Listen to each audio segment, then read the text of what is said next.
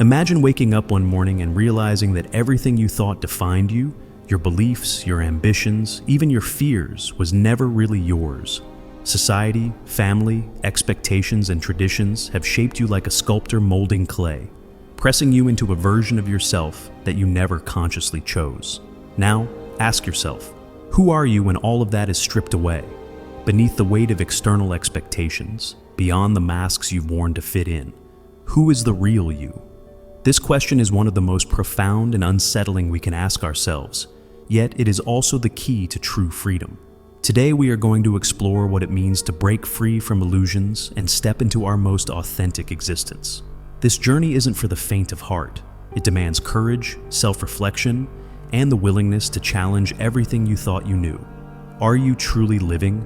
Friedrich Nietzsche, one of the most provocative thinkers in history, argued that most people don't actually live. They merely exist. They follow a script handed to them by others, mistaking obedience for purpose and comfort for happiness. But Nietzsche also offered a radical solution: self-overcoming. The process of becoming who you truly are. And here's the most important part. By the end of this, you'll uncover the single most powerful realization that can free you from a false identity and lead you toward your true self, the illusion of a fixed self. Nietzsche saw life as an arena of transformation, rejecting the notion that we are born with a fixed essence or a predetermined self waiting to be discovered. Instead, he believed that we must create ourselves. Think about it. From childhood, we are taught to follow rules, seek approval, and suppress our true desires in favor of what is socially acceptable. Society rewards conformity, not authenticity. It praises those who fit in and punishes those who dare to stand out. The result? A hollow existence. A life that feels safe but unfulfilled. Nietzsche called this the life of the last man. A person who avoids discomfort at all costs, who follows the herd, and who seeks comfort over greatness. The last man is content with mediocrity because striving for something greater is too painful, too risky. But here's the price of that comfort: the loss of self. Breaking free. The power of self-overcoming. If you could strip away every belief, every expectation that was imposed on you, who would you be? Would you recognize yourself, or would you feel lost? Most people fear this question because it forces them to acknowledge an uncomfortable truth. Their identity is not entirely their own, but this realization is the starting point of true transformation. Nietzsche challenges us to look at ourselves with brutal honesty.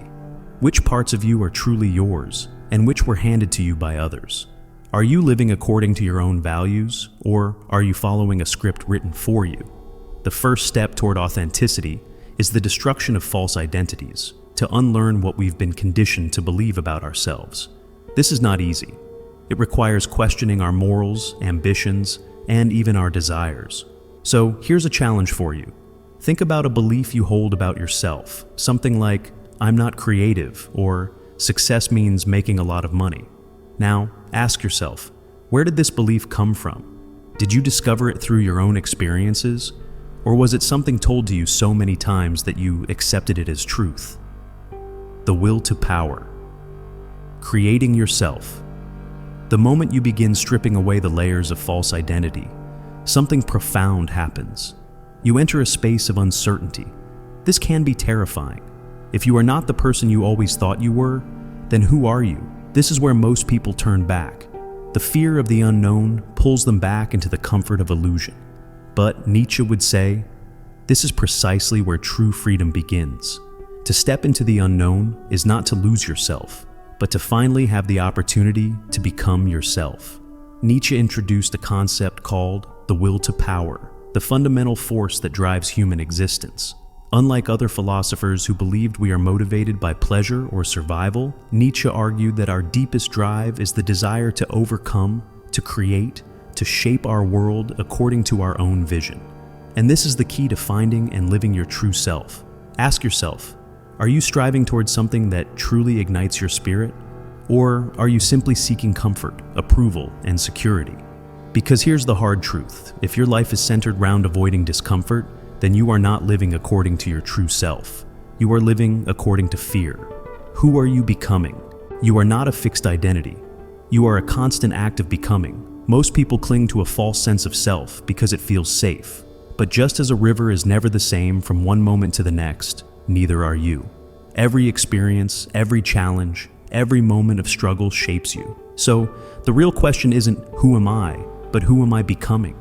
And here's where your true power lies. You get to decide, not society, not your past, not your fears, you. So ask yourself, if you had the power to completely reinvent yourself, who would you become? Because the truth is, you do have that power right now. The only question that remains is, will you use it?